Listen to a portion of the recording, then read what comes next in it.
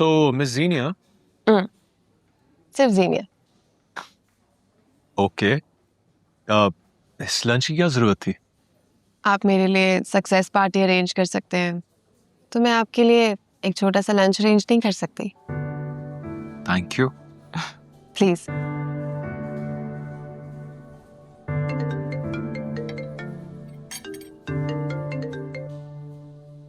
Excuse me. Hello. Media trend? जी नहीं, I am not interested. मैं न्यू शाइन कंपनी के साथ कमिटेड हूँ और मैं सिर्फ उन्हीं के साथ कमर्शियल्स करूंगी। इट वोंट मैटर, आप चाहे मुझे डबल या ट्रिपल ऑफर कर दें, मैं सिर्फ न्यू शाइन के साथ ही काम करूंगी। Thank you so much. आपने ऑफर क्यों रिफ्यूज कर दी? मैं जानती हूँ कि मीडिया ट्रेंड आपका राइवल है और आप मुझे इस फील्ड में लेके आए हैं, तो मैं आपके राइवल के साथ कैसे काम कर सकती हूँ? Thank you, that's really genuine of you. Thanks. लेकिन आपको पता है नहीं, आपको डबल ट्रिपल ऑफर कर रहे थे। जानती हूँ, लेकिन मैंने ये सिर्फ आपके लिए किया है। Thank you so much. अब कोई किसी के लिए इस तरह प्रोजेक्ट तो छोड़ता नहीं है। नहीं करता, लेकिन मोहब्बत में तो इंसान सब कुछ कर जाता है। मोहब्बत?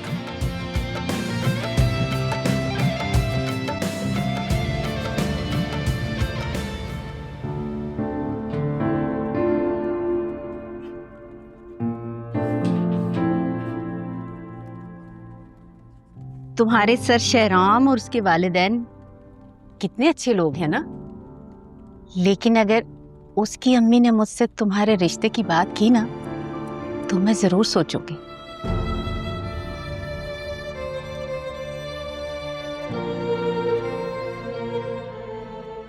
लगता है अब जीनिया और सर शहराम एक दूसरे को पसंद करने लगे हैं। शायद कुदरत ने हर अच्छी चीज़ जीनिया की किस्मत में ही लिखी है।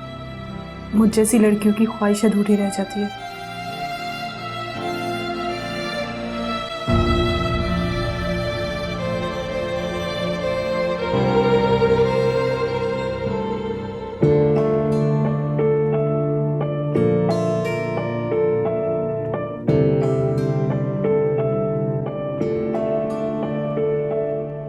क्या आप तक इन फूलों की खुशबू पहुंच रही है? Of course. तो फिर ये कैसे मुमकिन है कि आप अपने और मेरे दिल में एक दूसरे के लिए पैदा होने वाली मोहब्बत से बेखबर हो?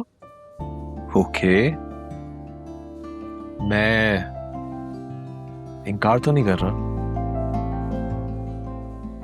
अच्छा, तो फिर इजहार में इतनी देर क्यों? मौके का मुंतजर था। अब मौका मिला है तो आई लव यू कह देता हूं।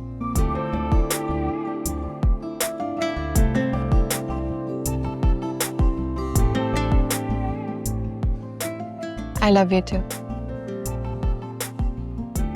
जैसी मोहब्बत मैं आपसे चाहता हूं, क्या आप वैसी मोहब्बत मुझसे कर पाएंगे? मैं आपको मोहब्बत की आखिरी हद तक चाहूंगी। लेकिन मोहब्बत की तो कोई आखिरी हद होती नहीं है। उसका दायरा जितना फैलाओ फैलता ही चला जाता है।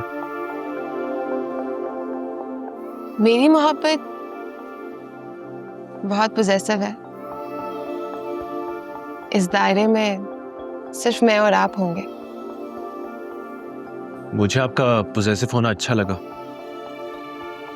लेकिन इस मोहब्बत के दायरे में आपको मेरे पेरेंट्स और मेरी बहन शानजी को भी शामिल करना होगा, क्योंकि उनके बगैर मेरी दुनिया अधूरी है। अब आपकी दुनिया ही मेरी दुनिया है। Thank you. खाना खाए।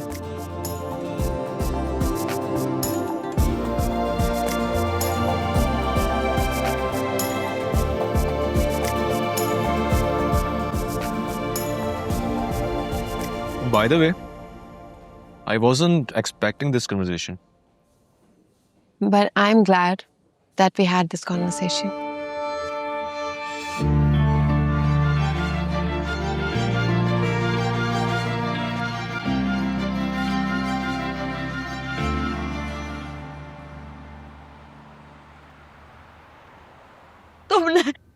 तुमने मेरे जवान बेटे को मार दिया।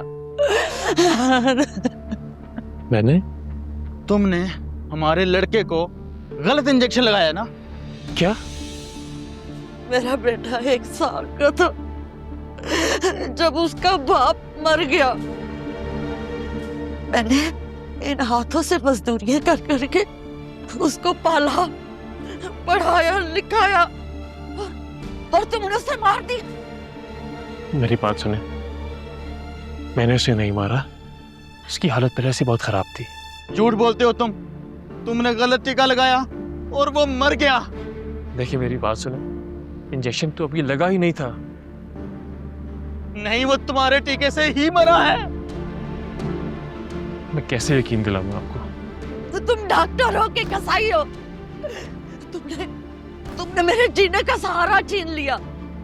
मुझे बताओ, अब मैं किसके सहारे जीऊंगी? मैं तुम्हें कभी माफ नहीं करूंगी, कभी माफ नहीं करूंगी। खुदा के लिए इतनी बड़ी बात मत करें आप। तुमने एक माँ के दिल को तड़पाया है ना, तुम्हें कभी चैन नहीं मिलेगा। झूठ बोलते हो तुम। तुमने मेरे भांजे को मारा, कातिल हो तुम। नहीं छोड़ूंगा मैं तुम्हें। भाई आप छोड़े इसको, मैं आराम से भी बात हो सकती है। सरा तुम जाओ, सरा तुम जाओ यहाँ से। मैं इसे जाने नहीं दूंगा। मैं इसके खिलाफ कानूनी कार्रवाई करूंगा। मैं कत्ल कर दूंगा इसे। ये कौन सा तरीका बात करने का? आराम से भी बात हो सकती है। डॉक्टर ज़रार इंतहाई काबिल डॉक्टर हैं। आतिफ, मोहसिन, अंदर आओ। इन दोनों को बाहर लेके जाओ यार। सर आप आए हमारे साथ। अम्मा जी आप भी हैं। मैं तुम्हें छोड़ूंगा नहीं, याद रखना। जिस तरह मेरा दिल तड़प रहा है ना, अल्लाह करे ऐसे ही तुम तड़पो।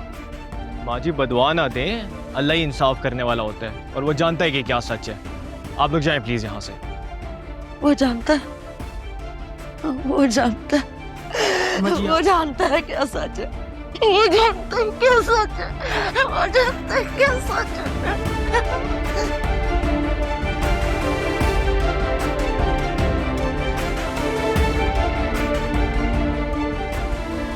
सरार डोंट वरी, मैं जानता हूँ तुमने कुछ नहीं किया। मैं हूं ना तुम्हारे साथ। तुम एक काम करो, तुम 2-3 दिन के लिए घर जाओ। Take some rest, you need it.